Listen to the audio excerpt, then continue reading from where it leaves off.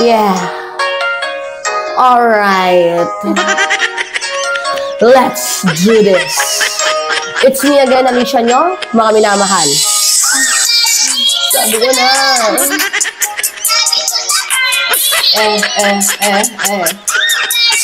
Sabi ko na.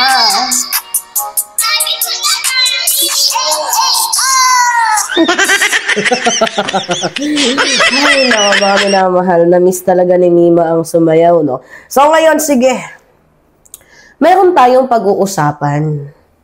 Alam nyo naman na kaibigan natin.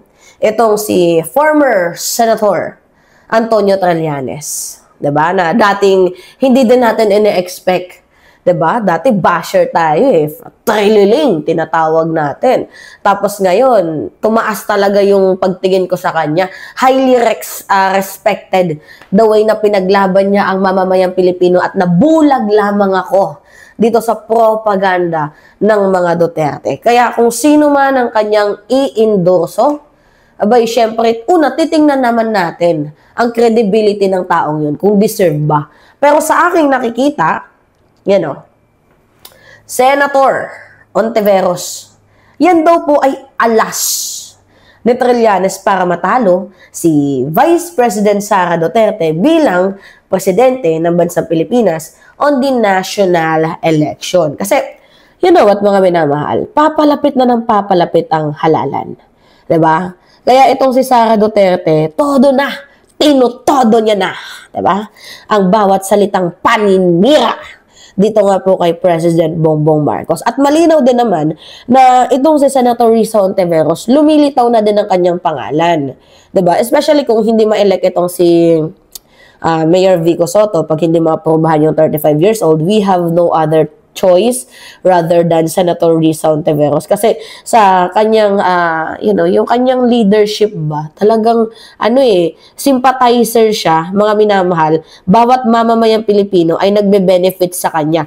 Nanay, manggagawa, estudyante, ordinaryong mamamayang Pilipino, lahat pinapakinabangan mga minamahal itong si Senator Risa Ontiveros. While itong si Sara Duterte, if we will compare the two women, 'di ba? Si Sara, binabatikos. Binabatikos for what? 'Di ba? Sa pag-i-spend sa mga luxury items, 'di ba? Habang itong si Senator Risa Ontiveros ay kilala sa pagiging disiplinado. Ito namang si Sara Duterte, walang respeto sa pondo ng mamamayang Pilipino. Nung naging Department of Education Secretary nga siya, bagsak, 'di ba? Sa international PISA, panahon nung siya ay secretary ng DepEd. Samantalang itong si Senator Risa Ontiveros, talagang itinutulak na magkaroon ng consistent na edukasyon sa social service. Tutuusin na, gusto pa nga ni Senator Risa Ontiveros na dagdagan ng 15,000 ang sweldo ng bawat guro. Na dapat sana, yan yung ginawa ni Vice President Sara Duterte nung siya ay Department of Education Secretary. Pero hindi niya ginawa kasi wala siyang simpatya. Nanghingi lang ng budget pero wala namang dagdag na sweldo para sa ating mga kaguruan. Binigyan niya pa ng sandamakmak na problema. At higit sa lahat mga minamahal, si Sara Duterte, nakikita siya bilang, lumang bahagi ng politika ng pamilyang Duterte. Samantalang itong si Senator Risa Ontiveros, simbolo ng bago. New, 'di ba? Kasi tapat at makatao ang kanyang pamumuno. Alam niyo ba yung mga achievements na pinakasikat na nakikinabang at nagbebenepisyo ang mamamayang Pilipino na ipinasagawa, pinatupad, ipinaglaban ni Senator Risa Ontiveros. Alam niyo yung Universal Healthcare Law. Siya yung pinaka-principal and sponsor nun. Siya yung nagbigay ng mas malawak na access, mga minamahal, ng serbisyong medikal sa milyong-milyong Pilipino. Pasensyaan nyo na ako, naka-sunglasses pa din ako kasi sinisipon pa din tayo at yung mata natin up to this moment, mga minamahal, ay nagluluha-luha pa din. So, I need to wear these glasses even pa na wala namang, wala namang araw kasi ayoko naman na biglang tutulo yung luha ko dyan. So, maliban doon mga minamahal sa universal healthcare na serbisyong, malawakang serbisyong binigay ni Senator Risa Ontiveros, siya rin po ang nasa likod ng expanded maternity leave law. Alam nyo yon, yung from 60 days, ginawa niyang 105 days na ngayon. Diba? So, you know, that is one of the biggest achievement, 'di ba, ng mga kababaihan para sa kanilang pamilya. Kasi, 'di ba, after 60 days, work ka na agad? Hindi, pina-extend niya 3 months. And especially, mga minamahal, malaki din po yung naging papel ni Senator Risa Ontiveros dito nga po sa mental health law, which is yung isang batas na noon ay hindi naman pinapansin ng iba. Pero nang dahil sa kanyang pagpupush to, pakikipaglaban, abay naaprubahan po yung mental health law. Alam ninyo, tawag dito, usapang mental health.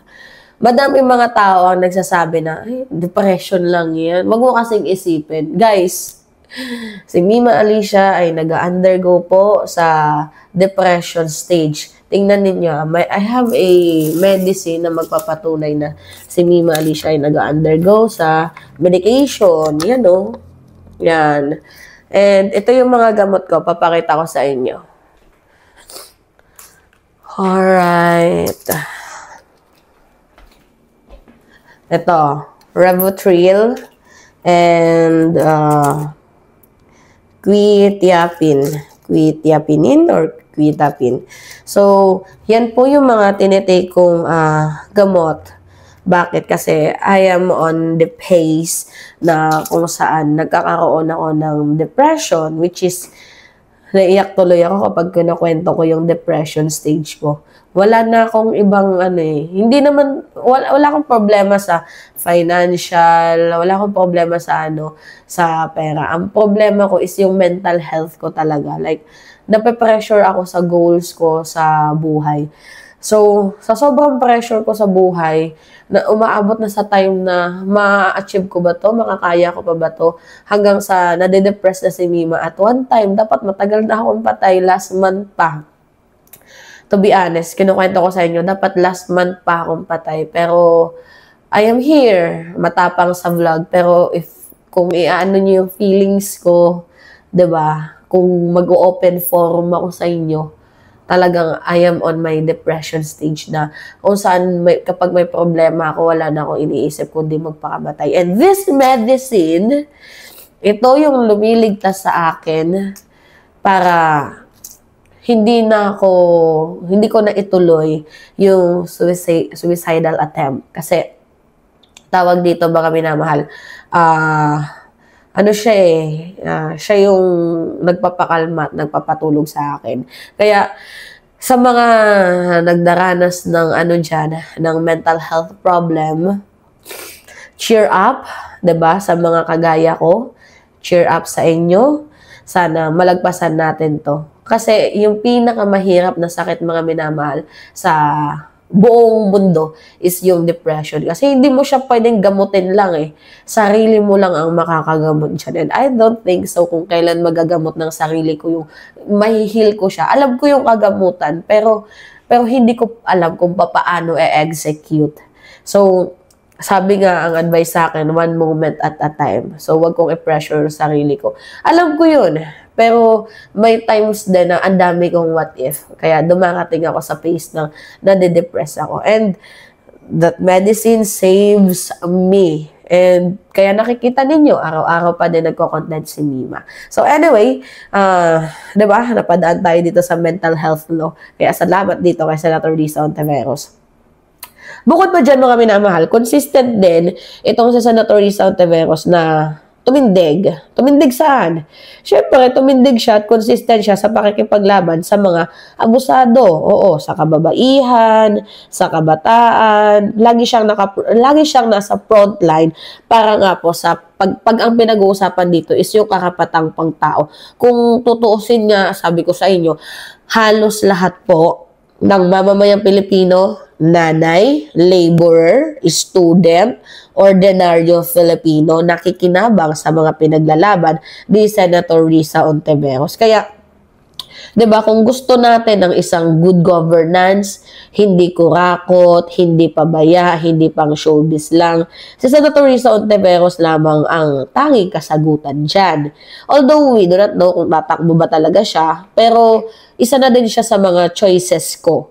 'Di ba? So, yan, siya yung taong hindi takot lumaban kahit napakalakas pa ng kanyang mga kalaban at hindi siya nagpapadala sa mga political dynasty. At higit sa lahat mga minamahal, ang kanyang mga nagawa ay talagang tumutulong sa ordinaryong Pilipino, hindi lang po sa iilan. So, kaya kung gusto nyong makahanap ng tunay na leader, hindi puppet, hindi corrupt, hindi pangalan lang, 'di ba mga minamahal, panahon na